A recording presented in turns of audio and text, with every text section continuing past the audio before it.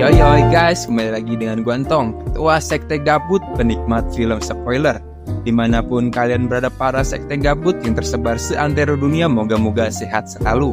Nah, karena terhubung komunitas sekte gabut yang menyuruh gue memakai intro sebelum mulai, jadi ya udahlah dengan kemampuan yang ini gue turutin. Oke, kali ini gue akan membahas film The Explorer of Paris. Film yang berkisah tentang seorang pria buronan yang berhasil keluar dari penjara dan mencoba hidup barunya di Paris. Gimana? Pasti nggak penyisirin kan? Yang nyambi makan, yang nyambi selonjoran, atau yang nyambi ngelamun? Ya udahlah, gas, mariton.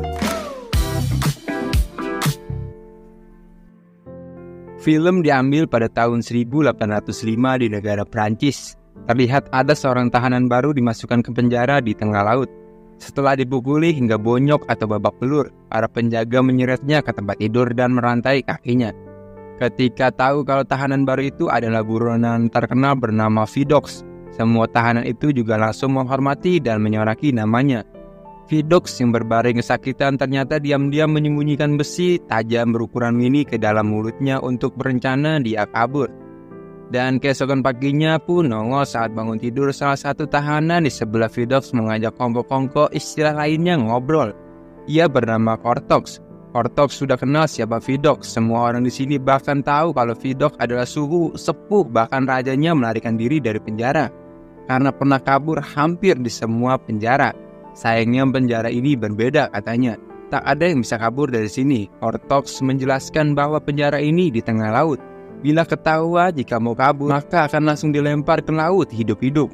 Mendengar itu Vidocq cuma terdiam. Ia lalu bertanya, siapakah penguasa di sini? Kortox menjawab penguasa di sini adalah tahanan bernama Mayer. Para penjaga telah bekerja sama dengan Mayer untuk membantu mengawasi tahanan yang mau kabur. Dan sebagai bayarannya dia bisa berbuat sesuka hati di sini, katanya, dan menyarankan lebih baik Vidocq hati-hati. Siangnya untuk hiburan para tahanan mengadakan duel dan membuat taruhan sehingga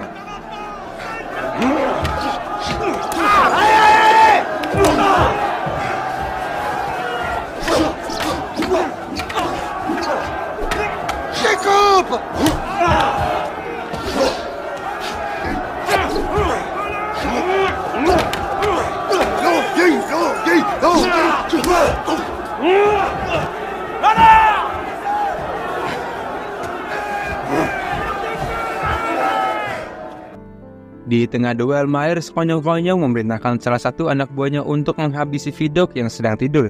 Tapi ternyata Vidocq hanya pura-pura. Diam-diam dia sedang memotong rantai dengan besi kecil yang diselundupkan kemarin. Saat anak buah Mayer mendekat, tiba-tiba ada seorang tahanan yang menolong Vidocq. Setelah memautkan anak buah Mayer, tahanan itu memperkenalkan diri dan namanya adalah Nathaniel.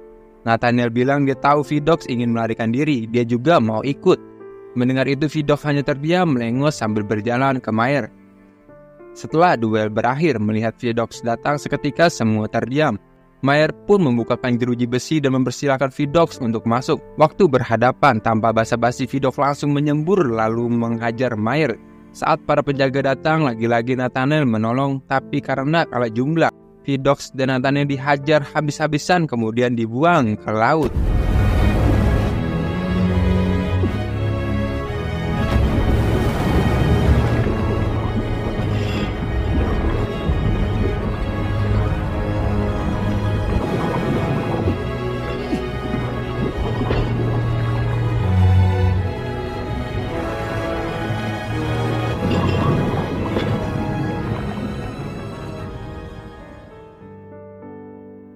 Dan 4 tahun sudah berlalu, di suatu pasar di kota Paris terlihat kini Vidocq telah menjadi pedagang kain. Ketika sedang melayani pembeli, ada wanita yang gerak-geriknya mencurigakan. Wanita itu namanya Annette. Mendadak seorang polisi bernama Dubillard muncul menangkap Annette. Dari tadi Dubillard sudah mengawasi dan tahu bahwa Annette adalah tukang nyolong. Melihat itu Vidocq pun menolong, tapi karena tak punya bukti yang puguh-puguh, Dubillard terpaksa melepaskan sambil mengancam jangan berani-berani mencuri di wilayahnya. Ternyata Annette memang maling. Sebelum ditangkap, dia sudah menyembunyikan jam curiannya di tumpukan kain Vidocq. Tapi anehnya waktu dicari, Annette bingung kenapa jamnya tak ada. Dengan santai Vidocq menunjukkan jamnya dan bilang, sekarang jam ini jadi milikku sebagai bayaran karena telah menolongmu. Meski Annette menolak, Vidocq tetap bodoh amat dan mengambilnya. Sore hari saat pulang ke penginapan, Vidocq kaget ternyata Annette juga menginap di kamar sebelah. Malamnya waktu minum di warkop, Vidocq nggak sengaja melihat Kortok lagi sibuk nyolong. Dalam hatinya Vidocq nyebut istighfar. Ternyata setelah keluar dari penjara bukannya dapet hidayah, tuh bocah malah makin nakal dan nyolong lagi. Selesai minum, pas kembali ke penginapan, Vidocq melihat Annette sedang dipukuli dua pria. Vidocq langsung menolongnya.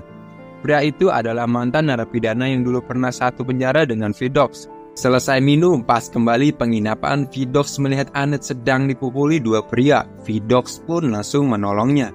Dua pria itu adalah mantan narapidana yang dulu pernah satu penjara dengan Vidocq. Mereka juga adalah bos dari Neng Annette. Tujuan mereka ke sana untuk nagih jatah hasil curian hari ini.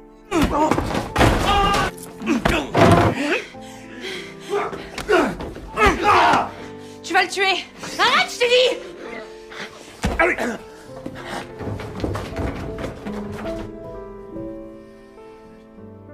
Mendengar gertakan barusan, Vidocq sabodo teing. Karena gara-gara identitasnya udah ketahuan, Vidocq memutuskan segera pergi dari kota Paris. Setelah membereskan gerobak, waktu kembali ke kamar, Annette menemui Vidocq untuk berterima kasih karena telah menolongnya. Pagi pun nongol saat Vidocq ingin berangkat, sekonyong-konyong Dubillard menangkapnya.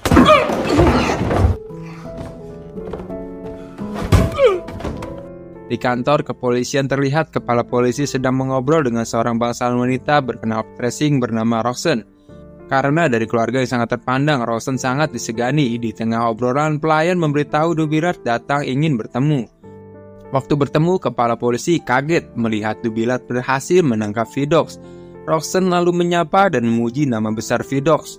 Waktu mau pergi, Roxanne terus memandangi Vidocq seakan-akan naksir. Setelah Roxanne pulang, di dalam saat diinterogasi, Vidocq terus berusaha menjelaskan kalau tuduhan pembunuhan yang membuatnya dulu di penjara dan jadi buronan itu bohong. Dia telah dijebak, namun kepala polisi tak peduli, karena semua barang bukti mengarah pada Vidocq. Seandainya bukan pembunuhnya pun, Vidocq tetap harus dihukum gara-gara kabur dari penjara. Karena semua penjelasan lewat mulut sia-sia, Vidocq memutuskan memberontak dan berhasil ngabret kabur. Di jalan dia melihat Kortok sedang dihajar habis-habisan oleh seorang tentara. Beruntung Vidocq menahannya. Tentara itu lalu memperkenalkan diri, yaitu Lois. Kortok cerita tadi di warkop saat mabuk, dia nggak sadar telah menghina keluarga Lois. Lois ini sebenarnya mantan keluarga bangsawan, tapi gelar bangsawan keluarganya sudah dicopot akibat dianggap pengkhianat negara. Karena nama Vidocq terkenal di seluruh penjuru negeri, Lois pun mau mengampuni Kortok. Kembali ke warkop, Vidocq bertanya apa Kortok tahu di mana keberadaan dua preman bos Annette yang semalam dia hajar. Gara-gara mereka identitasnya jadi ketahuan polisi. Kortok memberitahu kedua preman itu anak buah Mailer yang telah bebas dari penjara dan kini menjadi pimpinan seluruh kriminal di kota Paris. Jika Vidocq nekat macam-macam dengan anak buahnya, Mailer pasti tak akan tinggal diam. Mendengar itu, Vidocq ada ide. Ya, malamnya ketika kepala polisi baru pulang, dia kaget melihat Vidocq sudah ada di dalam kamarnya. Tangannya pun terikat, dia membawa dua preman yang barusan berhasil dia tangkap. Tak hanya itu, dia juga menunjukkan surat pernyataan bersalah yang mereka tulis sendiri. Tujuannya melakukan ini untuk menawarkan kesepakatan. Vidocq tahu banyak berkas-berkas kasus kriminal yang masih berkeliaran di kota Paris yang sampai sekarang masih belum bisa dibereskan. Dia juga tahu selama ini pihak kepolisian kesulitan menangani semua kriminal itu. Jadi gimana kalau Vidocq membantunya menangkap mereka semua tanpa menyisakan satu kasus pun. Dan sebagai bayarannya dia hanya ingin namanya dibersihkan dari daftar kriminal. Mendengar tawaran barusan, kepala polisi hanya tertawa. Mana mungkin bisa. Namun saat Vidocq mulai menyebutkan secara detail kejahatan-kejahatan kriminal di kota ini satu demi satu, kepala polisi pun kaget sekaligus kagum. Vidocq mengingatkan jangan meremehkan raja penjara karena Vidocq sudah pernah keluar masuk menaklukkan hampir seluruh penjara di negeri ini. Jadi dia mengenal kriminal-kriminal itu. Tak butuh waktu lama baginya untuk menangkap mereka semua. Akhirnya kepala polisi pun setuju dengan tawaran Vidocq. Waktu sedang kongko-kongko, Lois bersama putranya yang bernama Charles datang dan bilang mereka juga ingin join. Pas ngelihat ada Annette, Lois bingung kenapa cewek ikut-ikutan baik. Annette menyatakan dia sudah lelah hidup sebagai budak. Dia ingin bebas dari Meret dan dia juga bilang dia bisa berguna untuk mata-mata. Mendengar itu, Lois juga ikut menjelaskan alasan bergabung karena dia ingin mengembalikan nama baik keluarganya. Setelah semuanya saling sepakat, mereka semua pun bersulang dan misi pun dimulai.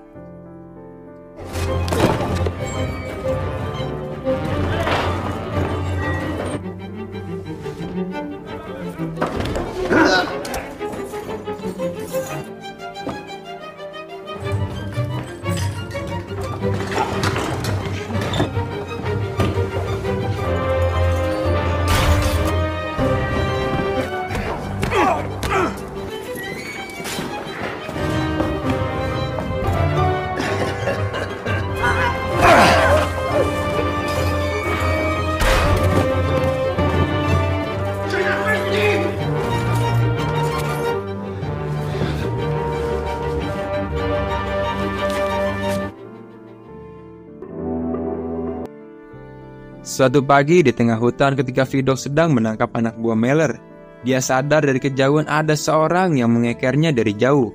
Ternyata orang itu adalah Nathaniel. Sepulang ke penginapan waktu ngobrol berdua dengan Annette, Annette bertanya apa rencana Vidox setelah semua ini berakhir.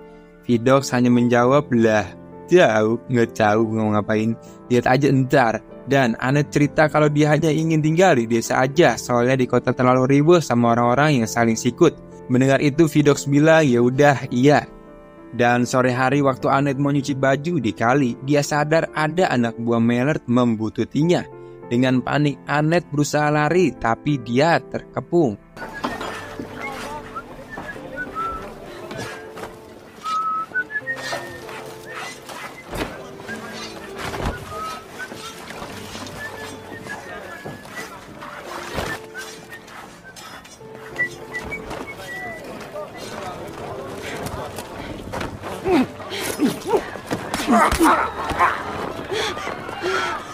Au revoir, fleur d'épine.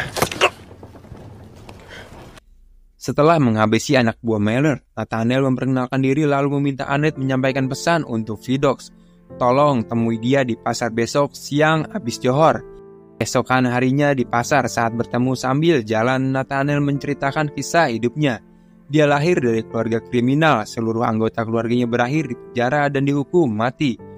Mungkin sekarang namanya belum seterkenal Vidox, tapi agar tak berakhir di penjara, dia akan menjadi penjabat yang paling ditakuti di negara ini sampai hukum pun tak bisa menyentuhnya. Nathaniel memberitahu sebentar lagi akan ada pertunjukan di sini. Ia lalu menunjukkan ke arah Meller yang sedang berbelanja. Tiba-tiba ada seorang menembak Meller dan anak buahnya hingga tewas. Melihat itu, Vidox marah. Apa maksudnya semua ini? Nathaniel pun berterima kasih berkat Vidox yang telah menangkap banyak anak buah Meller. Kini kekuatannya jadi sedikit melemah dan dia bisa dengan mudah menghabisi Meller untuk mengambil alih posisinya sebagai pemimpin kriminal tertinggi di Prancis. Nathaniel juga menawarkan daripada jadi budak polisi, lebih baik Vidox bergabung dengannya. Mereka pasti akan bisa menguasai kota Paris bersama-sama. Tapi dengan tegas, Vidox nggak mau dan langsung pergi meninggalkan tempat itu. Beberapa hari kemudian berkat jasanya, Vidox diundang menghadiri acara penghargaan dari kepolisian. Dia di sana bersama Annette. Waktu bertemu kepala polisi, Vidox bertanya tentang perjanjian mereka untuk membersihkan namanya. Namun, kepala polisi cuma menyuruh bersabar. Birokrasi butuh waktu untuk menyelesaikan itu. Tidak bisa langsung disetujui begitu saja. Di tengah obrolan, Rokan menyapa. Rokan bilang dia kagum saat mendengar semua kabar tentang kehebatan Vidox. Sayangnya, meski masih mau ngobrol ngalor ngidul, dia dan kepala polisi harus segera bersiap-siap untuk pidato. Saat Vidox melihat Bapak Menteri, dia buru-buru menghampiri dan menanyakan secara langsung tentang perjanjian untuk membersihkan namanya. Namun Pak Menteri hanya nyengir sambil berkata, seterkenal apapun nama Vidox, tidak ada masyarakat yang mau seorang kriminal mendapatkan kebebasan. Bahkan waktu dulu revolusi Prancis setelah Raja Louis XVI dilengsarkan dari tahtanya, dia tak dibiarkan bebas dari hukuman dan tetap dipenggal. Jadi jika mau benar-benar bebas, mungkin Vidox harus berusaha lebih keras. Mendengar itu, Vidox hanya terdiam. Di tempat lain, terlihat Kortox baru saja keluar dari warkop dan teler parah. Namun ketika sedang berjalan pulang, tiba-tiba dia ditembak seorang tak dikenal. Orto pun tewas. Di sisi lain terlihat Loix dan putranya yaitu Charles sedang dalam perjalanan pulang menaiki kereta kuda. Sepanjang jalan, anak dan ayah itu saling bercerita mengenang masa lalu saat masih menjadi keluarga bangsawan. Loix bilang sebentar lagi jika misi ini selesai, maka nama baik keluarga kita akan pulih dan kita bisa kembali berjalan dengan bangga. Namun di tengah jalan mereka dihadang dan tiba-tiba No.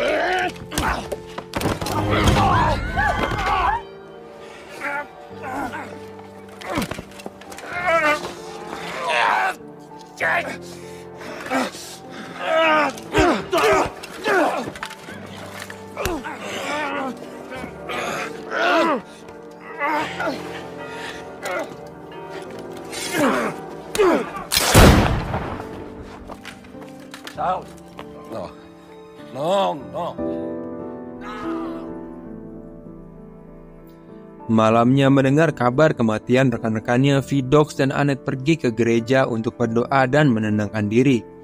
Loix melihat kedatangan Vidocq dan terus menyalahkannya. Loix sangat kalut. Seandainya dia tak bergabung dengan Vidocq, mungkin putranya masih hidup. Vidocq yang merasa bersalah pun menenangkan diri di luar dan begitu marah. Ia lalu memutuskan pergi ke penjara saat itu juga. Di sana para tahanan yang sebelumnya telah Vidocq jebloskan ke penjara terus menghina dan menyorakinya dengan sebutan pengkhianat. Mereka kecewa dengan sang raja penjara ternyata diam-diam membelot jadi budak ke polisi. Vidocq selalu menyuruh penjaga membuka jeruji besi. Waktu masuk, Vidocq langsung meluapkan amarahnya. Ingat, selama dia di penjara, dia tak pernah sekalipun berteman atau bekerja sama dengan kalian semua. Dia tak pernah sekalipun meminta bantuan di antara kalian semua. Justru malah ada yang pernah berusaha menghabisinya katanya. Jadi kenapa sekarang dia disebut pengkhianat? Asal kalian tahu, kalian menginjakkan kaki di penjara ini karena dosa kalian sendiri. Dan mendengar itu, semua tahanan pun terdiam. Sepulang ke penginapan saat sedang berduaan dengan Annette, mendadak ada seorang utusan dari kepolisian datang memberitahu bahwa kepala kepolisian baru saja dibunuh. Dengan panik, Vidocq bergegas pergi ke rumah kepala polisi. Namun ketika sampai, Vidocq kaget karena kepala polisi masih hidup. Ternyata semua ini hanyalah jebakan.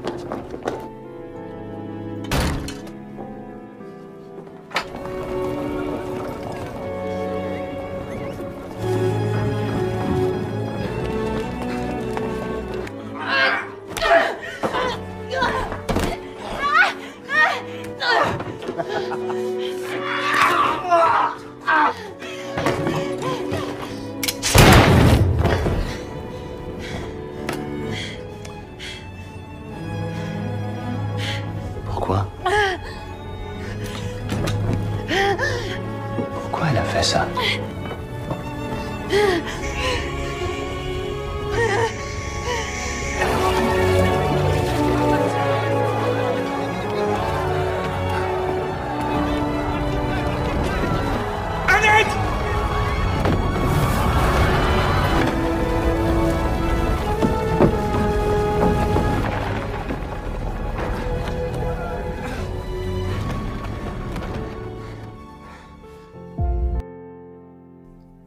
Annette pun tewas. Di kamar jenazah, Vidocq terlihat sangat terpukul. Waktu ingin pulang, beberapa orang sekonyong-konyong memukuli dan menyerangnya. Beruntung saat terdesak, pengawal Roxanne datang menolongnya. Karena terluka cukup parah, Vidocq pun pingsan. Dan ketika sadar, Vidocq sudah berada di rumah Roxanne dan lukanya juga sudah diobati. Setelah meminumkan obat dengan lembut, Roxanne menyuruh Vidocq kembali beristirahat agar bisa cepat pulih. Roxanne berkata dia tak ingin kehilangan cowok hebat seperti Vidocq. Jadi Vidocq harus tetap hidup karena kota ini membutuhkan pria sepertinya.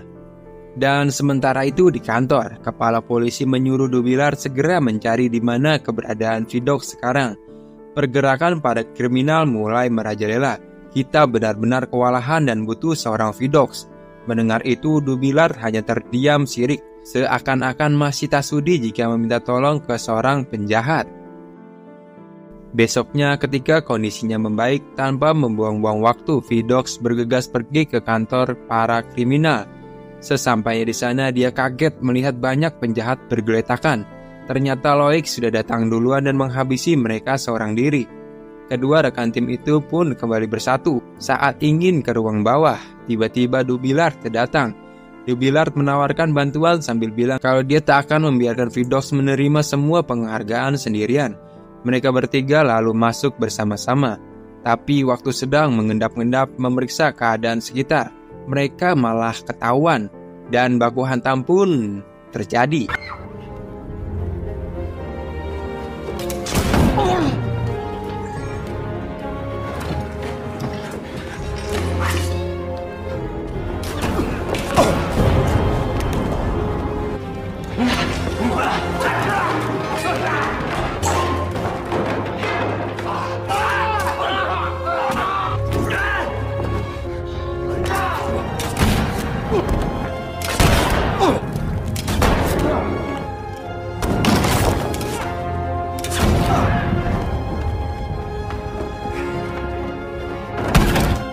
Melihat Nathaniel kabur, Dubillard menyuruh Vidocq mengejar. Biar aku yang mengurus di sini.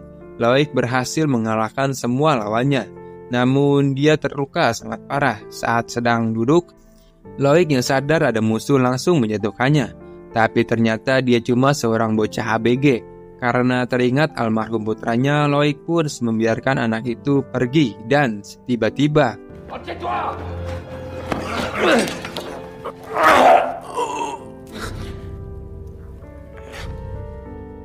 Loic tewas.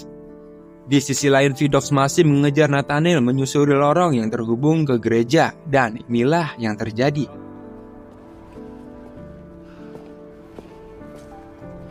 Tu es encore pire qu'un policier. T'admirais, tu sais.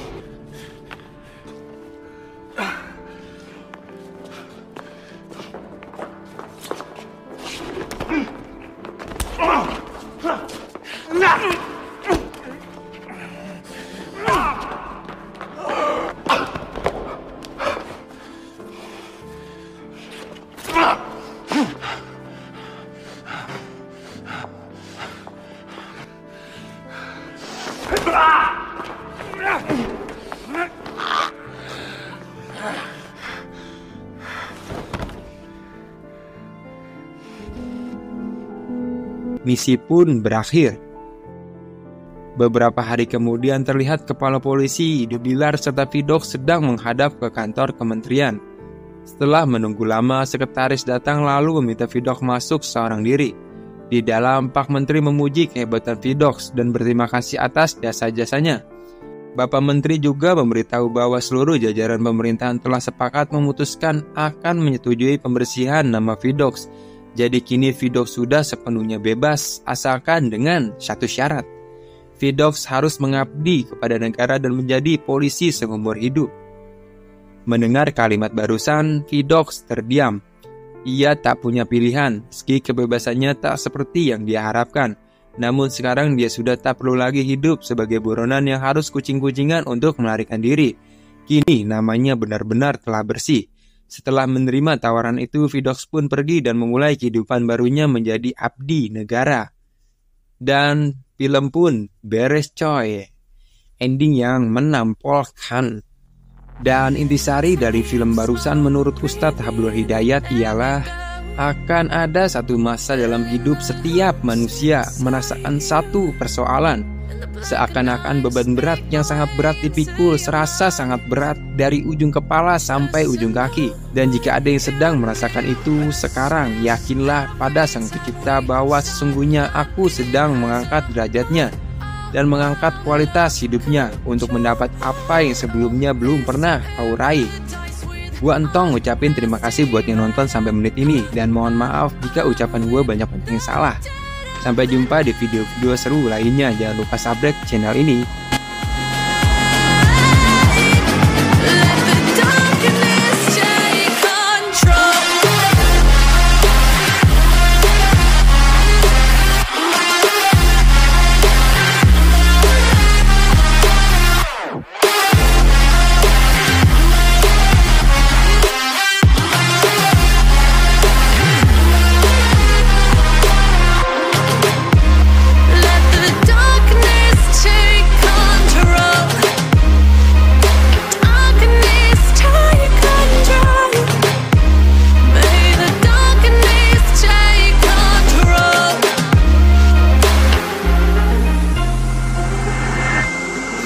me in the smoke, breathe me in and let me go. Sink to your heart to find you. Open up your eyes till you're blinded by the lies, so you can see what you do. Restless